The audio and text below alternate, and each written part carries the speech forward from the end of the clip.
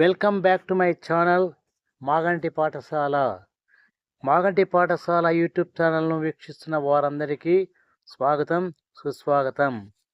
ఈరోజు మనం ఈ వీడియో ద్వారా first year degree second semester చదువుతున్నటువంటి విద్యార్థులకు ఇంగ్లీష్ సబ్జెక్ట్లో ఉన్నటువంటి థర్డ్ యూనిట్లో ఉన్నటువంటి ఫస్ట్ టాపిక్ ప్రోజ్ లెసన్ అయినటువంటి ద నైట్ ట్రైన్ డియోలీ గురించి డిస్కస్ చేయడానికి ప్రయత్నం చేద్దాం.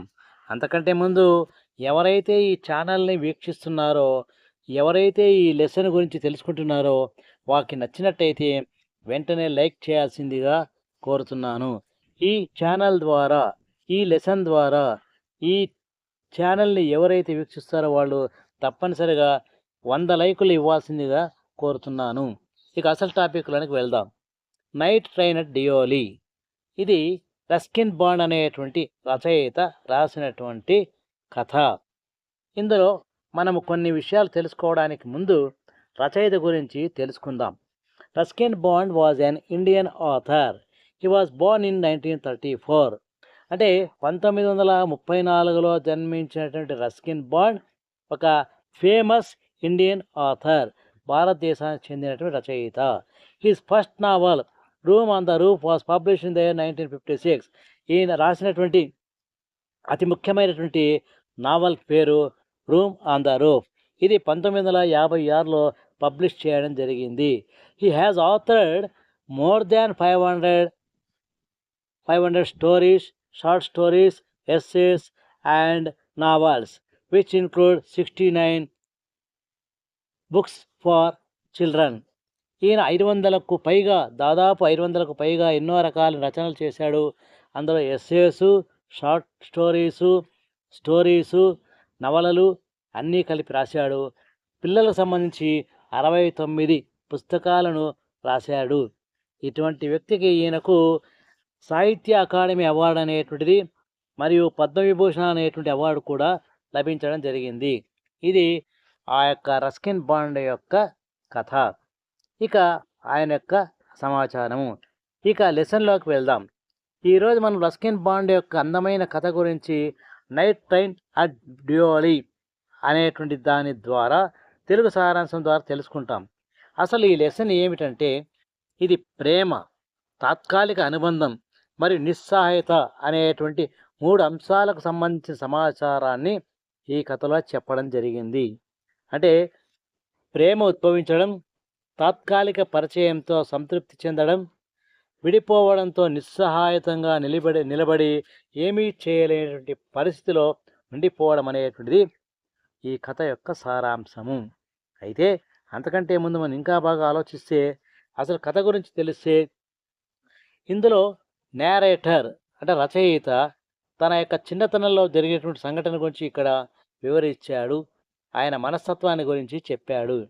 నేరేటర్ చదువుతున్న సమయంలో, అంటే when he was in 18 years old, ఆయనకు 18 సంవత్సరాల వయసు వచ్చి చదివేటువంటి సందర్భంలో ఎప్పుడైనా సరే సమ్మర్ హాలిడేస్ అనేది ఒక ఇచ్చేది.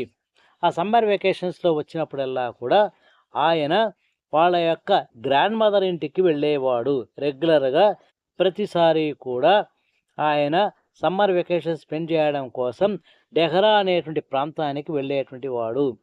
ఆ డెహ్రా అనేటువంటి ప్రాంతంలో మే నెల, జూన్ నెల 2 నెలలు వేసవి సెలవులను గడిపి జూలైలో విద్యాసంస్థలు రిఓపెన్ చేసినప్పుడు ఆయన అక్కడికి వచ్చేవాడు.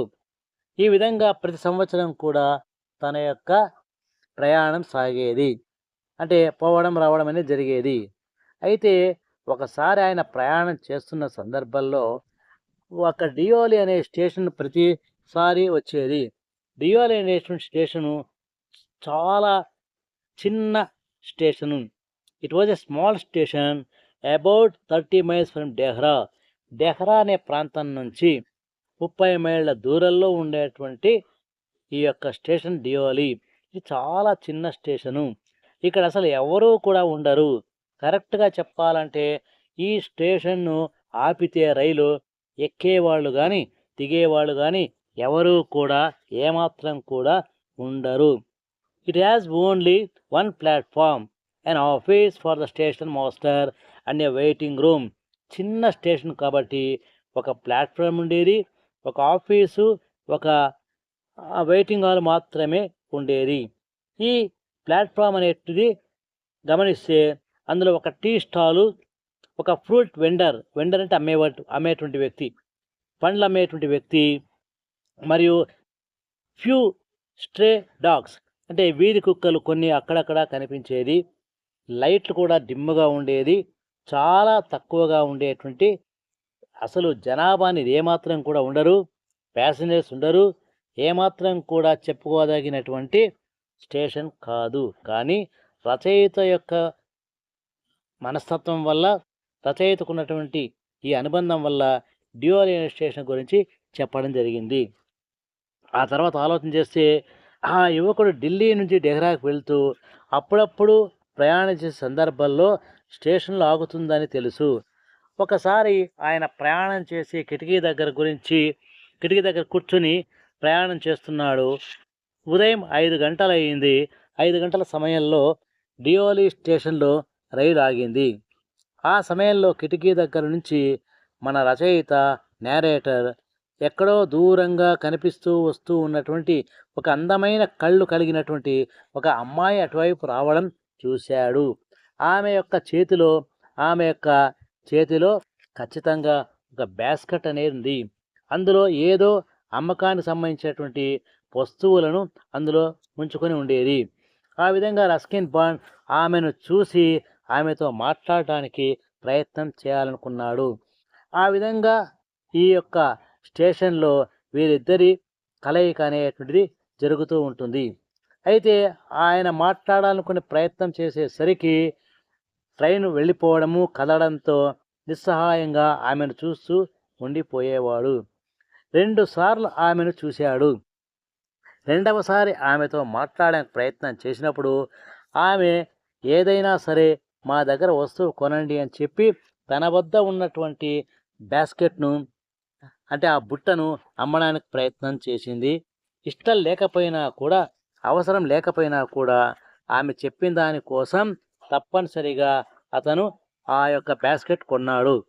ఆ తర్వాత ట్రైన్ కదలడము, ఆమె వెళ్ళిపోవడము, ఈ మన రచయిత ఆమెనే చూస్తూ ఉండిపోవడం జరిగింది. ఇక మూడోసారి అదేవిధంగా ప్రయాణం చేస్తూ డియోలి స్టేషన్లో దిగాడు. ఆమె ఉంటుందేమో, వస్తుందేమో అని, గమనిస్తుందేమో అని చూశాడు. కానీ ఆమె కనిపించలేదు. అప్పుడు ఆ యువకుడికి కాస్త బాధ కలిగింది. ఎంతో విషాదంగా ఫీల్ అయ్యాడు. పోనీ ఆమె గురించి మర్చిపోదామనుకుంటే మర్చిపోవడానికి వీలు లేనటువంటి అందమైనటువంటి ముఖం కలిగినటువంటి ఆమెను ఎప్పుడూ చూస్తుండాలనిపించింది. జీవితాంతం ఒక ఆశతో ఆమెను మళ్ళీ మళ్ళీ చూడాలన్న భావనతో ప్రయత్నం చేశాడు. ఇంకొకసారి కలుద్దామని, ఆమె ఎక్కడుందో వెతుకుదామని చెప్పి ప్రయత్నం చేశాడు. కానీ ఎవరూ కూడా అక్కడ సమాధానం ఇచ్చేటువంటి వాళ్ళు ఎవరు లేరు. ఊరిలోకి వెళ్ళి ఈమె గురించి ఎంక్వైరీ చేద్దామని చూస్తే నీకేం సంబంధం, నీకెందుకు అవసరం ఉంది అని అడుగుతారేమో అన్న భయంతో అటువైపు వెళ్ళలేకపోయాడు.